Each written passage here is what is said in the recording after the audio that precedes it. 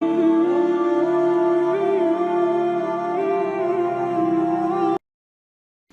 اللہ الرحمن الرحیم الحمد للہ وکفی وسلام علی عبادہ الذین اصطفی اما بعد فقد قال اللہ تبارک وتعالی فی القرآن المجید والفرقان الحمید اعوذ باللہ من الشیطان الرجیم بسم اللہ الرحمن الرحیم لیس بامانیکم ولا امانی اہل الکتاب من يعمل سوءا يجز به ولا يجد له من دون الله وليا ولا نصيرا ومن يعمل من الصالحات من ذكر أو أنثى وهو مؤمن فأولئك يدخلون الجنة ولا يظلمون نقيرا صدق اللہ العظیم۔ بزرگوں اور دوستو، میں نے جو آیت کریمہ تلاوت کی ہے اس میں اللہ تبارک و تعالیٰ فرماتے ہیں، اے مسلمانوں، لیس بامانیکم ولا امانی اہل الکتاب، نجات نہ تو تمہاری آرزوؤں پر ہے نہ اہل کتاب کی آرزوؤں پر ہے۔ من یعمل سوءا یجز بہ، جو بھی شخص کوئی بھی گناہ کرے گا اس کو اس کی سزا ملے گی، ولا یجد له من دون اللہ ولیا ولا نصیرا، وہ اللہ کے علاوہ اپنے لیے کوئی مددگار، کوئی حمایتی نہیں پائے گا۔ من یعمل من الصالحات من ذکر او انثى وهو مؤمن، جو بھی شخص چاہے مرد ہو چاہے عورت ہو ایمان کی حالت میں نیک عمل کرے گا وہ ضرور بالضرور جنت میں داخل ہوگا اور اس پر ذرہ برابر ظلم نہیں ہوگا۔ حضرت قتادہ رضی اللہ عنہ فرماتے ہیں،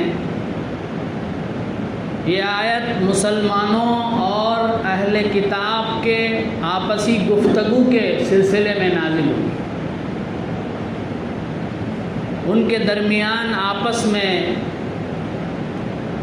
تفاخر کا مکالمہ ہوا، فخریہ گفتگو ہوئی، تو اللہ نے ان دونوں کے درمیان محاکمہ فرمایا، فیصلہ فرمایا۔ چنانچہ روایات میں آتا ہے کہ ایک مرتبہ اہل کتاب نے مسلمانوں سے کہا، یہودی اور نصرانیوں نے، کہ ہماری کتاب تمہاری کتاب سے پہلے اور ہمارے نبی تمہارے نبی سے پہلے، اس لیے ہم تم سے افضل۔ تو اس کو سن کر مسلمانوں نے کہا، ہمارے نبی خاتم النبیین ہیں، سب سے آخری نبی، اور ہماری کتاب سب سے آخری کتاب ہے، اس سے پہلی آئی ہوئی تمام کتابوں کے لیے ناسخ ہے، اس لیے ہم افضل ہیں۔ تو اللہ تبارک و تعالیٰ نے اس وقت یہ آیت نازل فرمائی کہ اے مسلمانوں، اے اہل کتاب، نجات نہ تو تمہاری ان آرزوؤں پر ملے گی نہ تو مسلمانوں کی آرزوؤں پر ملے گی۔ نجات تو اسی کو ملے گی جس کے پاس ایمان ہو، عمل صالح، ایمان نہ ہو، عمل صالح نہ ہو، اگر وہ گناہ کا کام کرے گا تو اس کو ضرور سزا ملے گی۔ اونچے خاندان والا ہونا اسے اللہ کے عذاب سے نہیں بچائے گا۔ اسی کی طرف اشارہ کرتے ہوئے اللہ کے نبی صلی اللہ علیہ وسلم نے ایک موقع پر فرمایا، یا معشر قریش اشتروا انفسکم لا اغنی عنکم من اللہ شیئا، اے قریش کے قبیلے، اے قریش کے لوگوں، سن لو، تم اپنے آپ کو ایمان لا کر نیک عمل کر کے جہنم سے آزاد کرا لو، میں تم کو اللہ کے عذاب کے مقابلے میں کچھ کام نہیں آؤں۔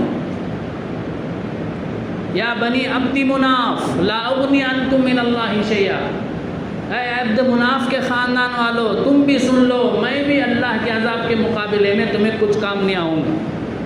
اس کے بعد فرمایا یا عباس لا اغنی عنک من اللہ شیئا، اے رسول اللہ کے چچا عباس میں بھی تم کو اللہ کے عذاب کے مقابلے میں کچھ کام نہیں آؤں گا۔ اس کے بعد اپنی صاحبزادی سے خطاب کر کے فرمایا یا فاطمہ بنت رسول اللہ لا اغنی عنک من اللہ شیئا، اے رسول اللہ کی صاحبزادی فاطمہ میں اللہ کے عذاب کے مقابلے میں تمہیں کچھ کام نہیں آؤں گا، تم خود عمل کر لو، تمہارا عمل تمہارے ساتھ جائے۔ تو بزرگ اور دوستوں اس سے معلوم ہوا کہ اونچے خاندان میں ہونا، فلاں ولی کا بیٹا ہونا، فلاں پیر کا صاحبزادہ ہونا یا فلاں خاندان سے ہونا یہ ہم کو نجات نہیں دے گا۔ آخرت میں نجات صرف ہمارے اعمال پر ہوگی۔ اگر ہم اچھا عمل کریں گے تو ہمیں نجات ملے گی، اگر ہم نے اچھا عمل نہیں کیا، برا عمل کیا، تو جو ہمارا برا عمل ہوگا اس کے مطابق ہمیں سزا ملے گی۔ من یعمل سوءا یجز بہ، مسلم شریف کی حدیث ہے، حضرت ابو ہریرہ رضی اللہ تعالیٰ عنہ فرماتے ہیں جب یہ آیت من یعمل سوءا یجز بہ نازل ہوئی تو ہم صحابہ کرام بہت رنج و غم میں مبتلا ہو۔ اس آیت نے تو ہمارے لیے کسی بھی چیز کو نہیں چھوڑا۔ اس آیت کے مطابق تو کوئی بھی اللہ کے عذاب سے نہیں بچے گا، کیونکہ جو بھی گناہ کرے گا اسے سزا ملے گی۔ پھر ہمارا کیا ہوگا، ہمیں نجات کیسے ملے گی؟ تو چنانچہ صحابہ کرام پریشان ہو کر اللہ کے نبی صلی اللہ علیہ وسلم کی خدمت میں حاضر ہوئے، جا کر یہی بات بیان کی کہ اللہ کے نبی ہم میں سے کون ایسا ہے جو گناہ سے پاک ہو؟ جب کوئی بھی گناہ سے پاک نہیں ہے تو اسے نجات کیسے ملے گی؟ تو اللہ کے نبی صلی اللہ علیہ وسلم نے تسلی دیتے ہوئے فرمایا اے صحابہ کرام فکر مت کرو، تم اپنی طاقت کے مطابق، اپنی وسعت کے مطابق، اپنی حیثیت کے مطابق عمل کرتے رہو۔ آیت کے اندر جو سزا کی بات کہی ہے وہ ضروری نہیں ہے کہ وہ جہنم ہی کی سزا ہو۔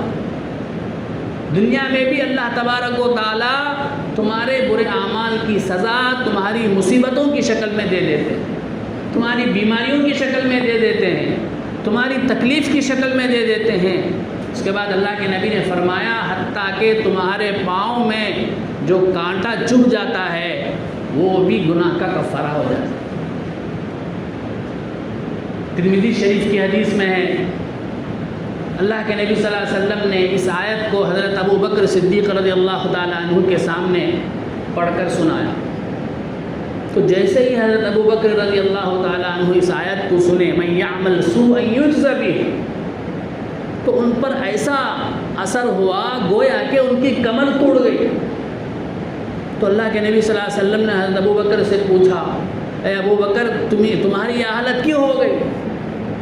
تو حضرت ابو بکر رضی اللہ تعالیٰ عنہ نے فرمایا اللہ کے نبی اس آیت کا مطلب تو یہ ہے کہ جو بھی گناہ کرے گا اسے سزا ملے گی، ہم میں سے کون ایسا ہے جو گناہ سے پاک ہو؟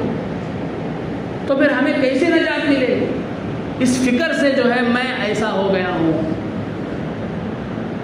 تو اللہ کے نبی صلی اللہ علیہ وسلم نے حضرت ابو بکر سے فرمایا اے ابو بکر کیا تمہیں کوئی بیماری نہیں آتی؟ کیا تمہیں کوئی پریشانی نہیں آتی؟ کیا تمہیں کوئی مصیبت نہیں آتی؟ تو اللہ کے نبی حضرت ابو بکر صدیق نے فرمایا ہاں یہ سب ہوتا ہے۔ تو اللہ کے نبی نے فرمایا یہ بھی تمہارے برے اعمال کی سزا ہے۔ تو بزرگوں اور دوستوں ان آیتوں کو سمجھنے سے دو باتیں ہمیں معلوم ہوتی ہیں۔ ایک بات تو یہ کہ ہمارا خاندان چاہے کتنا ہی اونچا ہو، چاہے کتنا ہی اعلیٰ ہو، لیکن ہمارے ساتھ آخرت میں خاندان نہیں آئے گا، ہماری شرافت نہیں آئے گی، ہماری دولت نہیں آئے گی۔ آخرت میں اگر آئے گی تو صرف ہمارا ایمان آئے گا اور ہمارے اعمال صالحہ آئے گا۔ اس لیے ہمیں اپنی آخرت کو بنانے کی ضرورت ہے۔ دوسری بات یہ معلوم ہوئی کہ ہم جو بھی گناہ کرتے ہیں اس کی سزا ہم کو ضرور ملے گی، یا تو آخرت میں سزا کی شکل میں یا تو دنیا میں مصیبتوں اور پریشانیوں کی شکل میں۔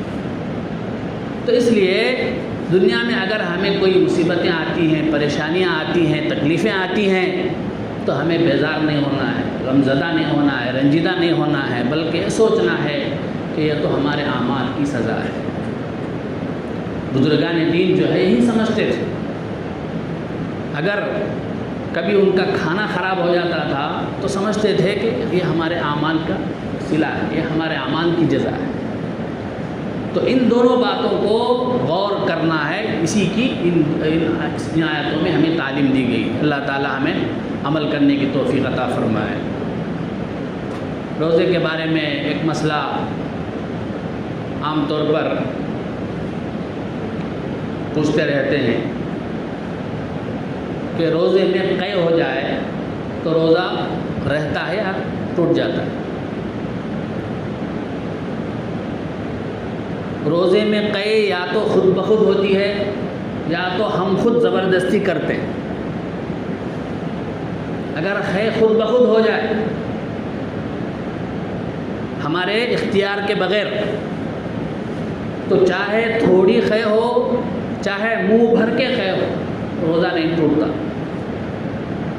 خود بخود قے ہو جائے تو روزہ نہیں ٹوٹتا، چاہے تھوڑی سی قے ہوئی ہو چاہے زیادہ قے ہوئی۔ ہاں اگر ہم خود زبردستی قے کرے تو اس صورت میں اگر تھوڑی سی قے ہو تو روزہ نہیں ٹوٹے گا، ہاں اگر زیادہ قے ہو جائے تو پھر روزہ ٹوٹ جائے۔ اللہ ہمیں عمل کی توفیق عطا فرمائے۔ سبحان اللہ بحمدہ، سبحانک اللہم وبحمدک، ونشہد ان لا الہ الا انت۔